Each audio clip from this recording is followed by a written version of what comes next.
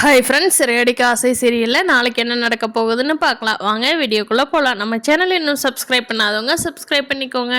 முத்துவோட அப்பா முத்துக்கிட்ட கேட்குறாங்க, ஏண்டா சீதாவுக்கு நீ தானே ஒரு அப்பா மாதிரி இருந்து பார்க்கணும், அப்பா இல்லாத இடத்துல அந்த பொண்ணு உன்னை அப்படி தானே நினச்சி சொல்லியிருக்கோம், நீ ஏண்டா உன்னோட பிடிவாதத்துக்காக ஒத்துக்க மாட்டேங்கிற? ஒருவேளை அந்த தம்பி நல்ல தம்பி தானா என்னமோ, உனக்கு அவருக்கு பிரச்சனை இருக்கிறதுனால நீ சீதாவோட வாழ்க்கைக்கு சம்மதிக்க மாட்டேங்கிறியே என்னமோ, நல்லா விசாரிச்சொன்னையா முத்து, உன்னோட ஈகோக்காக ஒரு பொண்ணோட லைஃபை கெடுத்துறாத அப்படிங்கிறாங்க.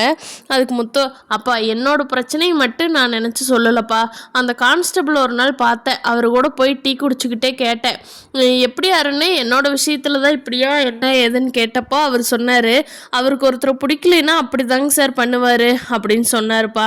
நானும் அவர்கிட்ட விசாரிச்சுட்டு தான் உறுதியாக முடிவு எடுத்துட்டேன், அருண் நம்ம சீதாவுக்கு வேண்டான்னு சொல்லி.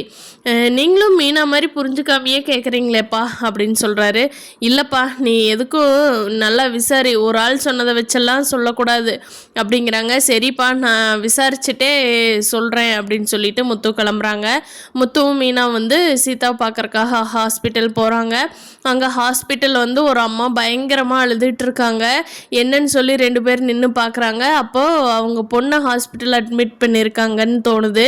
அந்த அம்மாவோட பையன் வேகமாக ஓடி வர்றாரு. அவங்கள பார்த்துக்கிட்டு அந்த அம்மா சொல்கிறாங்க, டே எல்லாம் உன்னால தாண்டா, உன்னோட பிடிவாதத்தினால தாண்டா என் பொண்ணு இந்த நிலைமைக்கு ஆயிட்டா, அவளை சாகடிக்க பார்த்துட்டியாடா, நீ என்னடா உருப்பிடுவியா அப்படின்னு சொல்லி அழுகிறாங்க. மறுபடியும் கொஞ்ச நேரம் நின்று பார்க்குறாங்க. அப்போ தான் தெரியுது அந்த பொண்ணு யாரையோ லவ் பண்ணியிருக்காங்க. அதுக்கு அவங்க அண்ணன் சம்மதிக்காதனால விஷத்தை குடிச்சு ஹாஸ்பிட்டலில் அட்மிட் பண்ணியிருக்காங்க.